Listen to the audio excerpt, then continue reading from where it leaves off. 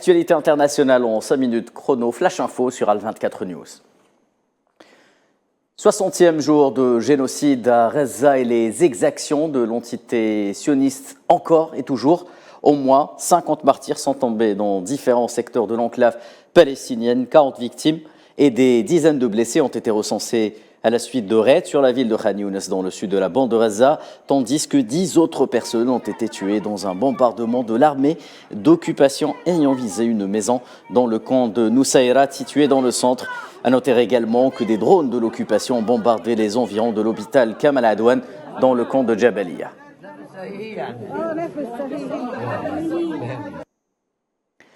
Et au moins 43 victimes ont été transportées dès la matinée de ce mardi à l'hôpital Al-Nasser à Khan Younes, un hôpital qui, à l'image des autres structures de santé de Gaza, a largement dépassé le stade de la saturation. Il n'en peut plus de faire face à l'afflux incessant de blessés, de dépouilles des martyrs palestiniens. Les images sont insoutenables. Dans certains cas, les médecins doivent soigner les patients grièvement blessés, à même le sol couvert de sang et dont beaucoup sont des enfants. Et bien que proche de la frontière avec l'Égypte, la ville de Rafah ne fait pas l'exception lorsqu'il s'agit de relater la barbarie des bombardements sionistes. Elle a subi de nouveaux raids nocturnes faisant une dizaine de martyrs et plusieurs dizaines de blessés qui, pour la plupart, sont toujours sous les décombres. Retour à Khan Younes où les établissements d'éducation ne sont pas non plus épargnés par les bombardements sionistes, d'autant plus que presque toutes les écoles servent à héberger les Palestiniens sans abri, les déplacés internes et en particulier les femmes et les enfants.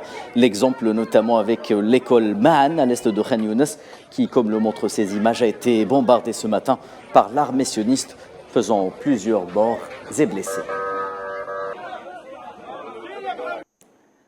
Et face à ce scénario de la mort quasi certaine à Khan Younes, pousse les habitants, et y compris les déplacés, à fuir les bombardements au moment où l'armée sioniste intensifie ses raids et prévoit de nouvelles incursions terrestres. Lundi, l'entité sioniste a enjoint la population de quitter certaines parties du sud, notamment Khan Younes, dans les quartiers abrités avant le début de l'agression sur Gaza. Plus de 350 000 personnes selon l'ONU. Et toujours selon les Nations Unies, le nombre de personnes déplacées à Gaza depuis le 7 octobre dernier se compte désormais en millions, 1,9 million de Gazaouis déplacés plus exactement, soit plus de 80% de la population de l'enclave de Gaza. Un chiffre effarant avancé par l'Office de secours et de travaux des Nations Unies pour les réfugiés de Palestine, UNRWA. Le système de santé à Gaza ne tient plus qu'à un fil. Tous les hôpitaux de Gaza ont atteint un point critique, alors que les aides humanitaires ne parviennent plus à Gaza et les besoins exprimés explosent, médecins, matériel ou encore carburant. Et ce, d'autant plus que tous les hôpitaux sont régulièrement pris pour cible par l'armée d'occupation sioniste. La compagnie palestinienne des télécommunications Paltel a annoncé lundi soir que tous les services de télécommunications de la bande de Gaza étaient à l'arrêt en raison, je cite, d'une coupure des principaux réseaux de fibres du côté sioniste.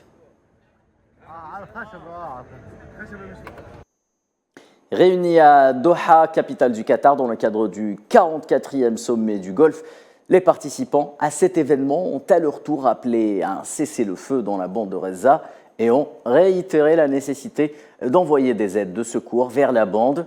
Dans son allocution, l'émir de l'État du Qatar, Cheikh Tamim Ben Hamad Thani, a déclaré qu'il était honteux pour la communauté internationale de permettre que des crimes odieux se poursuivent à Gaza. C'est la fin de ce Flash Info. Je vous donne rendez-vous dès 19h pour une page complète de l'information sur Al24 News.